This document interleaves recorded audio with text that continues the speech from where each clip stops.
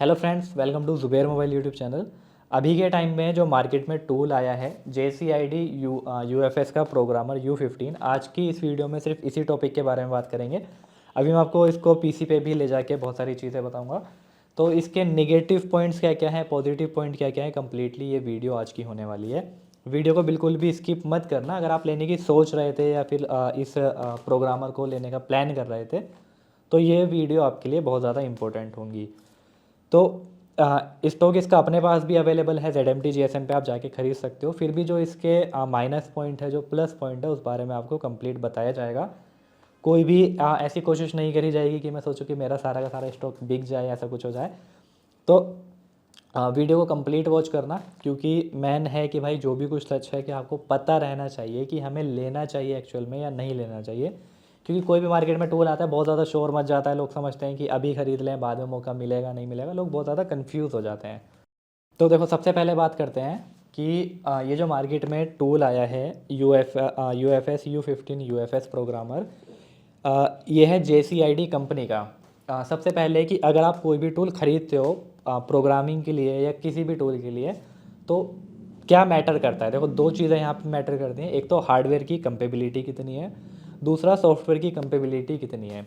For example, अगर आप कोई टूल प्रोग्रामर कोई टूल खरीद रहे हो और उसकी स्पीड है बहुत ज़्यादा, यानी कि वो स्पीड तो दे रहा है 110 MB पर सेकेंड, 120 MB पर सेकेंड, तो उस स्पीड का आप करोगे क्या। हार्डवेयर की कंपेबिलिटी तो बहुत अमेजिंग है, बिल्ड क्वालिटी भी बहुत अच्छी है, लेकिन सॉफ्टवेयर ऑप्टिमाइजेशन कितनी है, सॉफ्टवेयर में कंपेबिलिटी कितनी है, सॉफ्टवेयर में स्ट्रॉन्ग कितना है। आप स्पीड का अचार नहीं डालोगे कि भाई बहुत स्पीड आ रही है। तो सारा खेल है कि हमारा काम सारा हो जाए, टाइम लेके हो, लेकिन एटलीस्ट फीचर सबसे ज़्यादा हो, फंक्शनैलिटी सबसे ज़्यादा होनी चाहिए।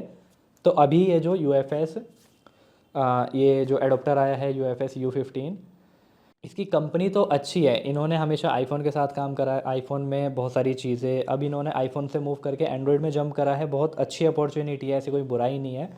JCID एक बहुत बड़ी कंपनी है। अभी इनके सेटअप्स में उतने ज़्यादा फीचर्स नहीं हैं, उतने ज़्यादा फंक्शंस नहीं हैं जितने आने वाले टाइम में आ सकते हैं, क्योंकि कंपनी बड़ी है, यहाँ पे कंपनी मैटर करती है। ऐसी इससे पहले बहुत सारी कंपनीज आई, अभी मैं आपको PC पे ले जाके भी दिखाऊंगा इसको। ऐसी बहुत सारी कंपनीज आई हैं जिन्होंने UFS 4 का वादा करा है, बहुत सारी चीज़ों का ना दावा कर चुकी हैं, लेकिन वो कंपनीज नहीं थी। मार्केट में आई, मार्केट में आने के बाद कुछ टाइम बाद ही वो गायब हो गई। लेकिन यहाँ पे JCID एक ट्रस्टेबल ब्रांड है, जिसके साथ हम कम से कम इतनी उम्मीद नहीं लगा सकते कि ये भी मार्केट आएगी और मार्केट छोड़ के चली जाएगी। ऐसा यहाँ पे शायद है कि कुछ ना हो। लेकिन अभी भी ये जो बॉक्स है, यहाँ पे हमारे पे MIPI भी, ये देखो MIPI और EasyG टैग। यहाँ पे फ़र्क ये है कि ये UFS की चिप सपोर्ट तो करता है, UFS की चिप ये भी सपोर्ट करता है। इसकी स्पीड ज़्यादा है, लेकिन बहुत सारी चीज़ इसके अंदर है ही नहीं। फंक्शंस में अभी तक EasyG टैग आगे है। तो इसकी जो सॉफ्टवेयर की कंपेबिलिटी है, इसका अभी तक कोई तोड़ नहीं है। इसमें ऐसे ऐसे फीचर हैं जो अभी तक किसी भी टूल में नहीं आए। तो EasyG टैग आपका MMC में भी सपोर्ट करता है, UFS में भी सपोर्ट करता है। अब कुछ कोई नॉर्मल टूल्स की बात कर लेते हैं। सबसे पहले अगर आप ये बॉक्स खरीदते हो, एस्टीमेट में इसका प्राइस बता दे रहा हूँ अभी के टाइम पे।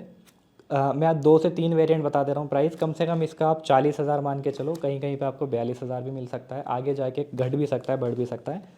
अभी के टाइम पे 40 और 42,000 के अराउंड इसका प्राइस है। नीचे आपको हमारी वेबसाइट का भी लिंक मिल जाएगा, वहाँ पे जाके भी आप चेक कर सकते हो। इसके इसके निगेटिव पॉइंट्स क्या हैं। पहली बात तो, अगर आप इतना महंगा टूल खरीदते हो तो आप इसमें MMC का काम नहीं कर सकते, ओनली UFS कर पाओगे। दूसरा पॉइंट है कि अगर आपको ISP वर्क करना है, फ़ोन की चिप ऑफ नहीं करनी, यानी कि जो UFS है उसके ISP जंपर ऑलरेडी नेट पे अवेलेबल हैं और आप चिप ऑफ नहीं करना चाहते हो, तो आप इसमें ISP जंपर नहीं कर सकते, आपको चिप ऑफ करनी ही पड़ेगी, इस पर रखना पड़ेगा। उसके बाद बहुत सारी फीचर्स हैं जो इसके अंदर भी अवेलेबल नहीं है, सिर्फ और सिर्फ EasyG टैग में अवेलेबल हैं। तो हार्डवेयर का अच्छा हो जाना, इसकी स्पीड बहुत अच्छी है। अगर आप कोई चीज़, अगर आप किसी UFS का डंप रीड कर रहे हो तो स्पीड आपको इसमें मिलेगी ऑलमोस्ट 100, 120, 150, 200 MB पर सेकेंड भी मिलेगी। इवन अगर आप कुछ राइट कर रहे हो तो आपको बहुत ज़्यादा स्पीड मिलेगी, 200, 400, 500 MB पर सेकेंड तक की स्पीड मिलेगी। लेकिन फीचर्स फंक्शनैलिटी अभी इसके अंदर इतनी ज़्यादा नहीं है। तो EasyG टैग अभी तक इतना बेस्ट इसलिए रहा है, भले ही स्पीड में स्लो है, हार्डवेयर की कंपेबिलिटी उतनी अच्छी नहीं है, लेकिन इनकी जो सॉफ्टवेयर की टीम है, क्योंकि भाई एक बड़ा ब्रांड है। Z3X के बहुत सारे टूल हैं, पेंडोरा Z3X का है, और Z3X Samsung tool pro Z3X का है, तो Z3X एक बड़ी कंपनी है, सॉफ्टवेयर में कंपेबिलिटी इनकी बहुत ज़्यादा अच्छी है, इसी वजह से लोग अभी तक भी EasyJet को पसंद कर रहे हैं। तो जो लोग लेने वाले थे JCID का U15 UFS प्रोग्रामर टूल, मेरे हिसाब से बुराई कुछ नहीं है, क्योंकि कंपनी बहुत बड़ी है, JCID का नाम है, एक ब्रांड कंपनी है। अभी थोड़ा सा रुको, एटलीस्ट इसकी जो सॉफ्टवेयर की कंपेबिलिटी है उसको स्ट्रॉन्ग हो जाने दो। आने वाली अपडेट में पता चल जाएगा कि कितना दम रखता है टूल, क्या क्या बैक टू बैक अपडेट देगा। तो अभी थोड़ा सा रुको, इसकी बाकी की अपडेट्स आने दो। जब बाकी की अपडेट आएगी तो बहुत सारी चीज़ें क्लियर हो जाएंगी कि ये कितना जो कॉम्पिटिटर टूल्स हैं इसके, EasyJet या बाकी के जो टूल्स हैं उनको कितना कॉम्पीट कर पा रहा है। तो अभी मेरे हिसाब से आपको रुकना चाहिए इसकी नेक्स्ट अपडेट के लिए। और सॉफ्टवेयर में उतना स्ट्रॉन्ग नहीं है, मैं इसको टेस्ट करके भी दिखाऊंगा। ऑलमोस्ट वीडियो ये 7 मिनट्स की ही हो चुकी है, तो इसकी टेस्टिंग वाली वीडियो का लिंक मैं डिस्क्रिप्शन में डाल दूंगा, क्योंकि अगर मैं आपको PC पे लेके जाऊंगा तो बहुत ज़्यादा वीडियो ना लंबी हो जाएगी। तो ये था एक ऑनेस्ट रिव्यू, जिसके अंदर कोई भी कोशिश नहीं करी गई है कि आपको धोखे में रखा जाए, कुछ ऐसा वैसा कुछ नहीं है। तो you just need to wait till next update कि इसकी नेक्स्ट अपडेट में क्या क्या अमेजिंग आने वाला है और कितना कुछ बढ़ के मिलेगा, कितना कुछ नहीं। बाकी हाँ, इसकी सॉफ्टवेयर में हम कम्प्लीटली वर्क करेंगे। जो जो इसके अंदर फंक्शंस हैं ए से लेके जेड तक जितने भी इसके फीचर्स हैं सारे के सारे आपको बताए जाएंगे। तो एक बार नीचे जो डिस्क्रिप्शन लिंक एक बार चेक कर लेना, डिस्क्रिप्शन लिंक में आपको प्रैक्टिकली वीडियो इसकी मिल जाएगी। यही थी एक कंप्लीट वीडियो अबाउट JCID। इसके बारे में और भी कुछ बताना था लेकिन शायद अभी याद नहीं आ रहा है, उसको हम नेक्स्ट वीडियो डिस्क्रिप्शन वाले लिंक पर जो वीडियो मिलेगी उसमें कवर कर लेंगे।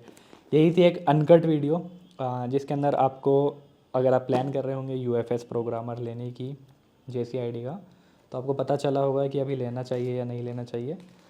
बाकी आपकी मर्ज़ी है, नीचे डिस्क्रिप्शन में लिंक मिल जाएगा। अगर आप परचेस करना चाह रहे हो ZMT GSM वेबसाइट से परचेस कर सकते हो, या डायरेक्ट हमारी टीम को कांटेक्ट कर सकते हो। तो यही थी एक छोटी सी update. Bye, take care, thanks for watching.